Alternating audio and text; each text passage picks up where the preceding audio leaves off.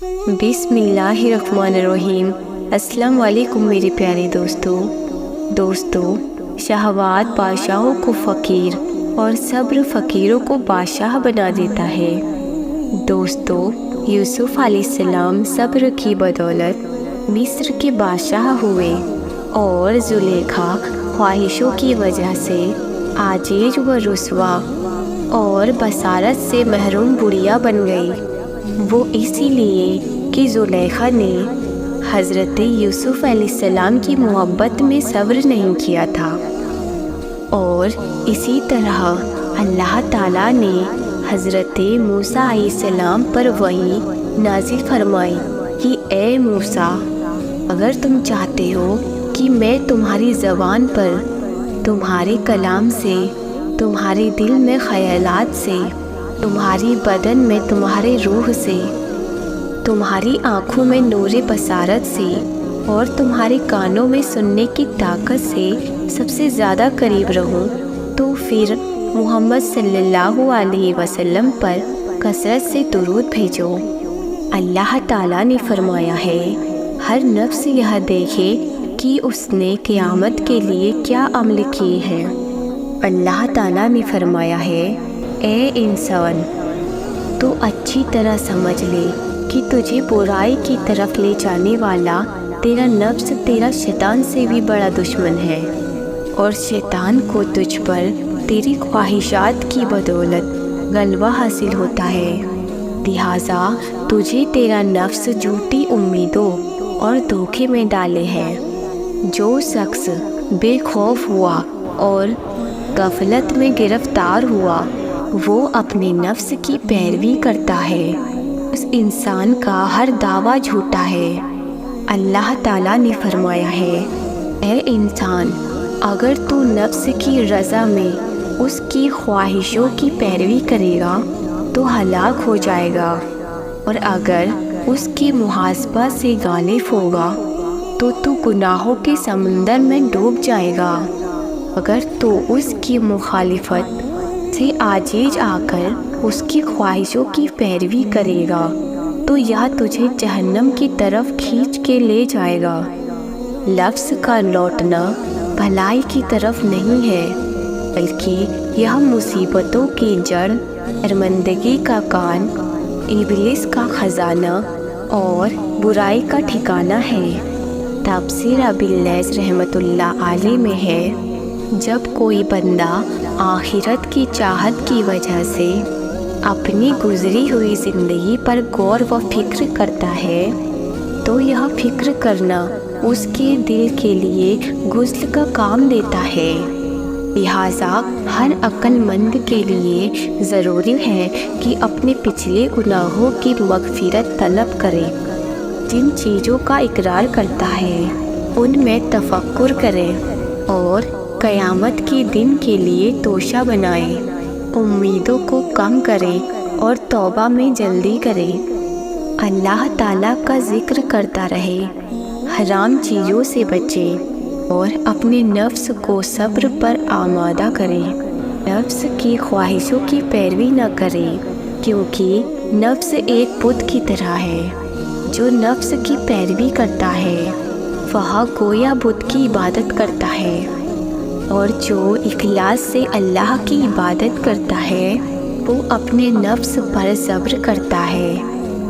دوستو، جناب مالک ابن دینار رحمۃ اللہ علیہ ایک دن بصرہ کے بازار سے گزر رہے تھے کہ آپ کو انجیر نظر آئے۔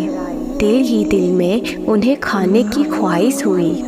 وہ دکاندار کے پاس پہنچے اور کہا، میرے ان جوتوں کے بدلے مجھے انجیر دے دو۔ دکاندار نے جوتوں کو پرانا دیکھ کر کہا، ان کے بدلے میں تمہیں کچھ نہیں مل سکتا۔ آپ یہ بات سن کر وہاں سے چل پڑے۔ کسی نے دکاندار سے کہا، جانتے ہو یہ بزرگ کون تھے؟ وہ دکاندار بولا، نہیں۔ اس آدمی نے کہا، یہ مشہور مدنی حضرت مالک بن دینار رضی اللہ عنہ تھے۔ دکاندار نے جب یہ بات سنی تو اس نے اپنے غلام کو ایک ٹوکری انجیروں سے بھر کر دے دی اور کہا اگر جناب مالک بن دینار رضی اللہ عنہ تجھ سے یہ ٹوکری قبول کر لے تو اس خدمت کے بدلے تو آزاد ہو جائے گا۔ غلام بھاگا بھاگا آپ کی خدمت میں آیا اور عرض کرنے لگا حضور یہ قبول فرمائیے۔ آپ نے کہا میں یہ نہیں لے سکتا۔ غلام بولا اگر آپ اسے قبول کر لیں تو میں آزاد ہو جاؤں گا۔ آپ نے جواب دیا اس میں تیرے لیے تو آزادی ہے مگر میرے لیے ہلاکت ہے۔ جب غلام نے اصرار کیا تو آپ نے فرمایا میں نے قسم کھائی ہے کہ دین کے بدلے میں انجیر نہیں کھاؤں گا۔ دوستو، حضرت مالک بن دینار رضی اللہ عنہ کو مرض وفات میں اس بات کی خواہش ہوئی کہ میں گرم روٹی سرید بنا کر کھاؤں جس میں دودھ اور شہد شامل ہو۔ چنانچہ آپ کے حکم سے خادم یہ تمام چیزیں لے کر حاضر ہوا۔ آپ کچھ دیر ان چیزوں کو دیکھتے رہے، پھر بولے اے نفس، تو نے 30 سال لگاتار صبر کیا ہے، اب زندگی کی اس آخری گھڑی میں کیا تو صبر نہیں کر سکتا؟ انہوں نے یہ کہا اور پیالہ چھوڑ دیا اور اسی طرح صبر کرتے ہوئے فاصلے بحق ہو گئے۔ حقیقت یہ ہے کہ اللہ کے نیک بندوں میں یعنی انبیاء، اولیاء، صدیقین، عاشقین اور جاہدین کے حالات ایسے ہی تھے۔ حضرت علیمان علیہ السلام کا قول ہے کہ جس شخص نے اپنے نفس پر قابو پایا وہ اس شخص سے زیادہ طاقتور ہے جو تنے تنہا ایک شہر کو فتح کر لیتا ہے۔ حضرت علی رضی اللہ عنہ کا کہنا ہے کہ میں اپنے نفس کے سمت بکریوں کے جھنڈ پر ایسے ایک جوان کی طرح ہوں کہ جب وہ ایک طرف انہیں اکٹھا کرتا ہے تو وہ دوسری طرف پھیل جاتی ہے۔ جو شخص اپنے نفس کو فنا کر دیتا ہے اسے رحمت کے کفن میں لپیٹ کر کرامت کی زمین میں دفن کیا جاتا ہے، اور جو شخص اپنی ضمیر کو ختم کر دیتا ہے اسے لعنت کے کفن میں لپیٹ کر عذاب کی زمین میں دفن کیا جاتا ہے۔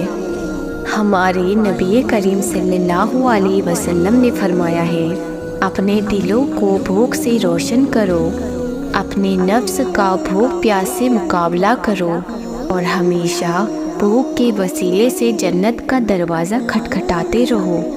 بھوکے رہنے والے کو اللہ کے راستے میں لڑنے والے کے برابر ثواب ملتا ہے، اور اللہ کے نزدیک بھوکے پیاسے رہنے والے سے بہتر کوئی عمل نہیں، اور آسمان کے فرشتے اس انسان کے پاس بالکل نہیں آتے جس نے اپنا پیٹ بھر کر عبادت کا مزہ کھو دیا ہو۔ اے لوگوں، اپنے دلوں کو زیادہ کھانے پینے سے ہلاک نہ کرو۔